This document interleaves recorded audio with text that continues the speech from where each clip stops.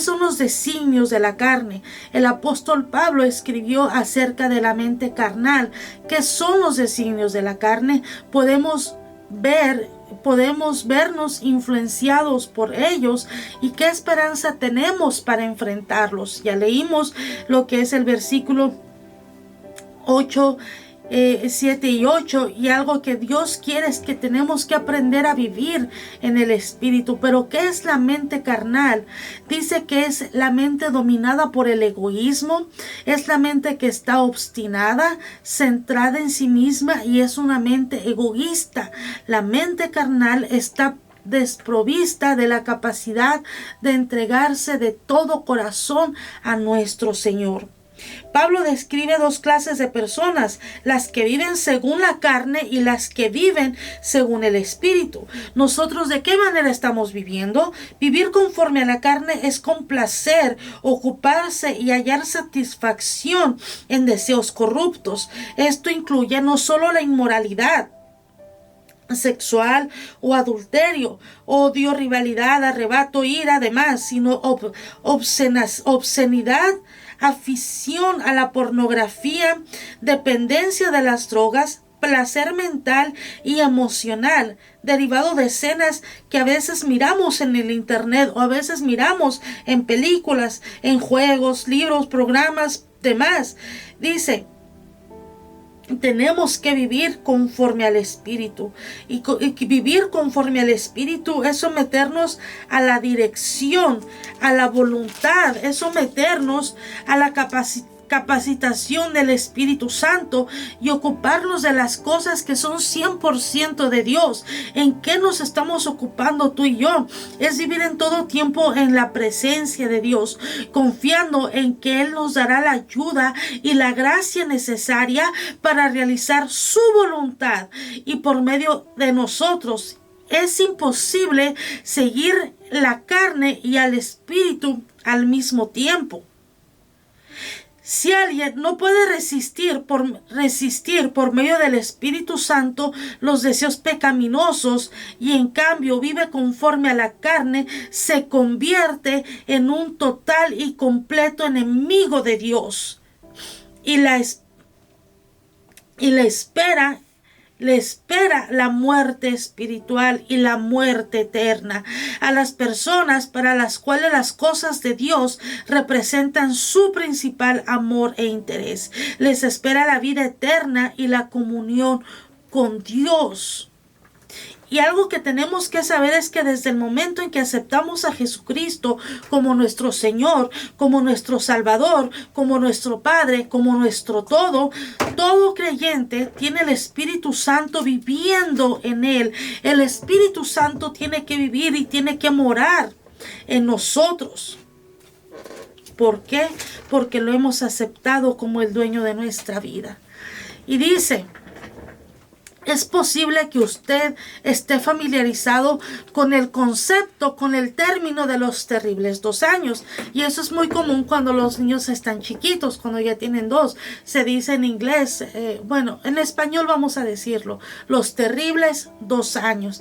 Y dice que esta frase se refiere a una etapa normal del desarrollo en la vida de un niño, en la cual comienza a desarrollar independencia y puede ser más difícil trabajar con ellos. Propenso a rabietas, berrinches, a corajes, a pataletas y a decir no a las instrucciones que usted y yo damos a ellos. Dice, ser de mente carnal o tener una mente carnal es similar a estar en esta etapa de los terribles 2 años, excepto que no crecemos por ello y está dirigido específicamente a las instrucciones que nos da nuestro Señor. Sin importar nuestra edad, etnia o género, todos tenemos que lidiar con una mente carnal. Es un hecho que ocurre en la mayoría de las personas, pero debido a nuestra mente carnal, innatamente resentimos y nos resistimos a la voluntad y a la idea de Dios de que Él tiene derecho y autoridad para decirnos lo que debemos hacer. Dios es el único que nos puede guiar por lo bueno y Él es el que nos advierte de no caminar por el mal camino. tenemos que aprender a tomar buenas y nuevas decisiones. Nadie es inmune a la influencia de la mente carnal. Tampoco el autor de libros o de folletos que podemos mirar o leer, ni millones de personas religiosas que hacen oraciones extensas y resonantes, repetitivas, y atienden de cada semana a servicios y claman Señor, Señor. Dice, esto puede parecer un poco contradictorio. Después de todo, ¿cómo puede en realidad la persona o las personas que parecen ser más dedicadas y sinceras resentirse con el Dios que afirman adorar? La respuesta es la mente carnal. Dios no quiere que seamos domingueros, sabaderos, vierneros o de solamente un día a la semana decir Señor, te alabo, te bendigo. No, sino que lo que Dios quiere es que tengamos una comunión real y una comunión sincera, una comunión continua con Él. ¿Qué es la mente carnal y cómo podemos identificar una mente carnal? Que tú y yo no tengamos esa mente carnal, y si la tenemos, Señor, perdónanos en esta hora. Romanos 8:7 dice que es una palabra fundamental que nos muestra 3 aspectos que debemos saber acerca de la mente carnal. Dice, vamos a leer un poquito de lo que es cada uno y lo que significa para ti y para mí. Dice que los designios de la carne son enemistad contra Dios. Muchas veces hay tristemente hay cantantes cristianos, hay podemos decir que predicadores que son que predican de la palabra de Dios, pero ¿cómo está la relación de ellos con Dios? Y muchas veces podemos mirar algo diferente, una perspectiva diferente de la manera en la que ellos viven a lo que predican. Y una vez le preguntamos a alguien, a nuestro mentor, le dijimos, ¿por qué Dios permite todo eso? Dice, es que Dios necesita gente que se pare, que vivan una vida santa, que lo que ellos están haciendo lo pueda hacer alguien en verdad que ame, que respete y que valore, que tenga el temor de Dios. Pero Dios está usando sus talentos porque es necesario que la palabra se predique. Dice, la palabra carnal se ha utilizado erróneamente para describir exclusivamente a aquellos que se entregan a los tipos de pecado más antinaturales y tontos, brutales, pero en realidad su aplicación es mucho más amplia que eso. Necesitamos establecer una definición bíblica del término mente carnal. La frase se compone principalmente de 2 palabras griegas que son sarcos para carnal y pronema para mente carnal. Sarcos viene de la raíz de la palabra sarx, que literalmente significa carne, y pronema tiene que ver con una mentalidad y una perspectiva, un punto de vista o disposición. La Biblia dice que la mente carnal o la mente natural, y que nuestra forma de ser es enemistad, es hostilidad en contra de Dios.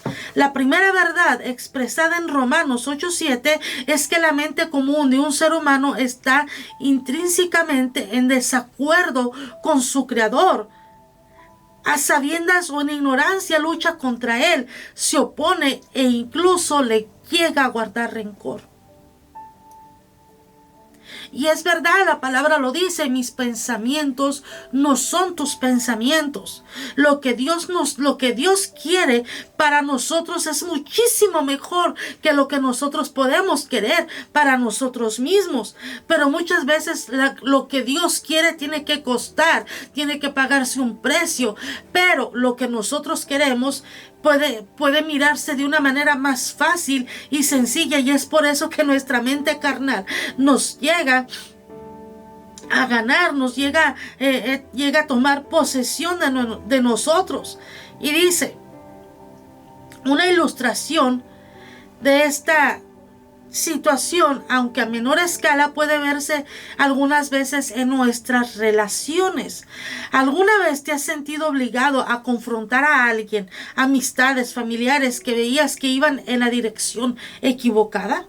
Tal vez estaban tomando malas decisiones en materia de salud, finanzas o relaciones, de las que sabía que se arrepentirían amargamente. La mente común de un ser humano está intrínsecamente en desacuerdo con su creador, a sabiendas o en ignorancia, lucha contra él, se opone a él, incluso le llega a guardar rencor. Se opone, incluso se resiste a él. Tal vez al confrontarlos, inventaron excusas. Dijeron, esto es lo que pienso, o así es como yo veo la situación. Se refugiaron en una lucha de palabras para evitar escuchar la verdad sobre sus decisiones. Tal vez su amor y su preocupación se estrellaron contra la ira y una negatividad rotunda a escuchar. Tal vez tergiversaron la situación y lo atacaron por algo que no tenía nada que ver. En cierto sentido, esto es algo similar a la actitud de la humanidad hacia su creador. Somos tercos y queremos luchar contra lo que Él nos está mandando a hacer. Siento que me estoy garroteando. Para hacer algo más extremo, analicemos el asesinato del único ser humano. Verdaderamente bueno, puro, santo, justo, inocente, sano, que jamás haya pisado la tierra. Jesús de Nazaret. El que había pasado 3 años y medio dando, sirviendo, sanando y enseñando, que no había sido culpable ni de un solo crimen, se convirtió en el blanco de los gritos enardecidos de la turba que decían en Lucas 23:21, crucifícalo, crucifícalo.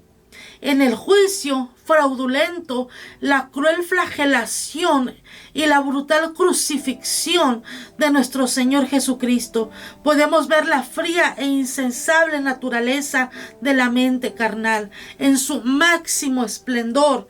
Analicemos que Pedro fue inspirado a escribir acerca de cómo Jesús respondió ante la brutalidad de sus perseguidores.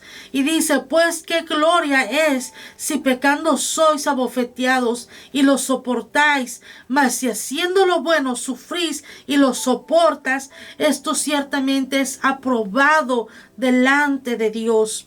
Pues para esto fuiste llamado, porque también Cristo padeció por nosotros, dejándonos ejemplo, quien cuando le maldecían no respondía con maldición, cuando padecía no amenazaba, sino encomendaba la causa al que juzga justamente.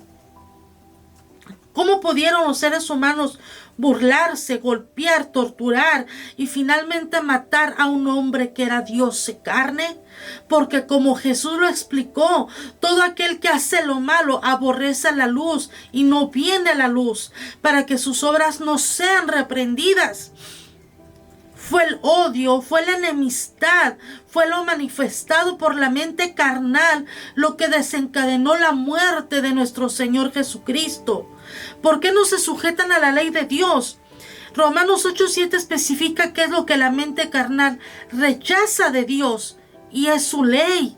La mente carnal no permite que Dios sea Dios. Se niega a reconocer a Dios como su soberano, como su gobernador, como su autoridad absoluta. Y debido a sus leyes, con su expresión de esa autoridad, la humanidad no puede y no quiere obedecerle plenamente. En vez de la obediencia total, lo que más le atrae al hombre natural es la obediencia selectiva. La mente carnal tiene a escoger y elegir qué mandamientos y qué cosas quiere obedecer, a sacar versículos fuera de contexto para justificar un comportamiento que está claramente condenado en otra parte, y a razonar su camino a través de declaraciones directas con el fin de hacer lo que él quiere. En muchos casos, Los únicos mandamientos que se siguen son los que producen beneficios inmediatos, suena bien y no son demasiado restrictivos. Un ejemplo es el cuarto mandamiento. La enseñanza bíblica acerca del sábado es directa y fácil de entender. No hay evidencia bíblica que sugiera que alguna vez haya sido cambiado. Todo lo contrario, ese día era y es para ser guardado durante el séptimo día de la semana. Sábado o domingo tienen que ser días específicos para dárselos completa y enteramente a nuestro Señor. La mente carnal hará todo lo posible para justificar su rechazo al mandato directo de Dios. Es la hostilidad la que se manifiesta. Y aquí está otro ejemplo. Obstinación. Y vamos a mirar la antigua nación de Judá. Lo que Dios le dice al pueblo rebelde por medio del profeta Jeremías. He aquí que yo dispongo mal contra vosotros y trazo contra vosotros designios. Conviértanse ahora cada uno de su mal camino, y mejore sus caminos y sus obras. Jeremías 18:11 dice, y mejore sus caminos y sus obras. Es otra forma de decir que dejen de desobedecer y empiecen a obedecer. El versículo 12 describe su rechazo absoluto y carnal de obedecer a Dios. Y dijeron, el pueblo de Judá es en vano, porque en pos de nuestros ídolos iremos y haremos cada uno el pensamiento de nuestro malvado corazón. Hay pueblos, hay gente que es completamente terca a lo que Dios nos está mandando hacer. Hasta ese punto llegará la humanidad con tal de no someterse a la ley de Dios. Y no pueden. Después de librarlos de una forma espectacular y dramática de la opresión del faraón, Dios hizo un pacto con el pueblo, con los hijos de Israel.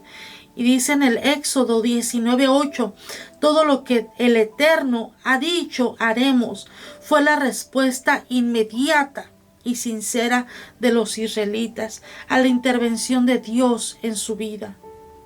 Uno pensaría que presenciar milagros poderosos como la división del Mar Rojo, inspiraría a los israelitas a hacer todo lo posible por obedecer a Dios, pero fue totalmente opuesto.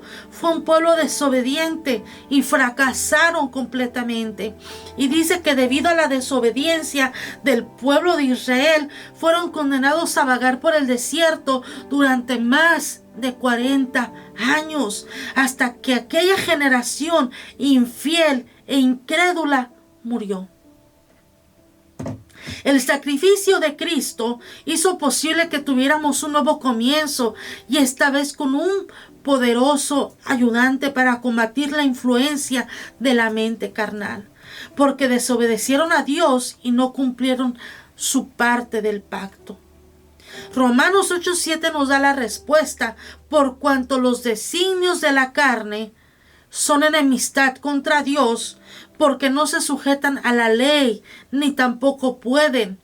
La Nueva Versión dice, la mente gobernada por la carne es enemiga de Dios, pues no se somete a la ley de Dios, ni es capaz de hacerlo. Dice que Dios se lamentó por la mentalidad de los israelitas. ¿Quién diera que tuviera tal corazón para que temiese y guardasen todos los días todos mis mandamientos, para que ellos y a sus hijos les fuese bien para siempre? Deuteronomio 5:29. La mentalidad carnal está profundamente arraigada en nosotros. Este es el origen de nuestra incapacidad para obedecer a Dios. Esta es nuestra naturaleza, la mente carnal.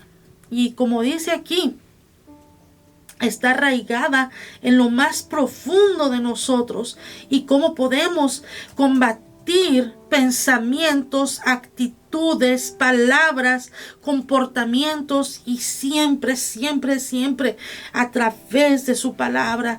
No, Dios no pide que tengamos, que seamos, que todo el tiempo estemos aquí pegados, no, pero que tengamos una relación con su presencia, con el Espíritu Santo, y una relación aún a través de su palabra, porque a través de su palabra es donde Él nos está hablando. Romanos 8:7 puede parecer desalentador. Esto es especialmente cierto cuando lo analizamos en el contexto del versículo anterior, que dice: porque el ocuparse de la carne es muerte. Y al fin y al cabo, ya los israelitas, personas que fueron testigos de la intervención dramática de Dios una y otra vez, no pudieron superar la influencia de la mente carnal. ¿Qué esperanza tenemos nosotros? Si eso fuera todo, nos encontraríamos repitiendo el sentimiento de Pablo: miserable de mí, ¿quién me librará de ese cuerpo de muerte? Afortunadamente hay una solución. Nuestra mayor arma de guerra, y en la guerra contra nuestra mente carnal, es el Espíritu Santo, que nos proporciona el autocontrol necesario para resistir sus mandatos. Pablo respondió a su propia pregunta: Jesucristo es quien nos librará.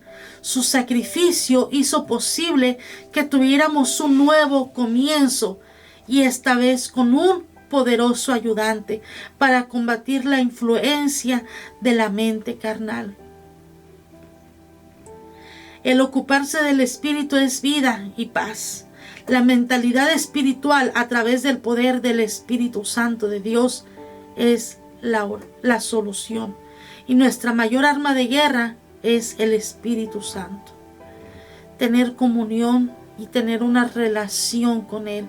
Tener una amistad, tener una unidad, estar apegados a su presencia, a su voluntad, a lo que Él quiere hacer en nuestras vidas. Seguir a Cristo no es fácil, pero es lo mejor. Que Dios les bendiga hoy en este día, y creemos con todo el corazón que esta palabra dará mucho fruto en su vida y en mi vida. Nos escuchamos aquí la próxima semana.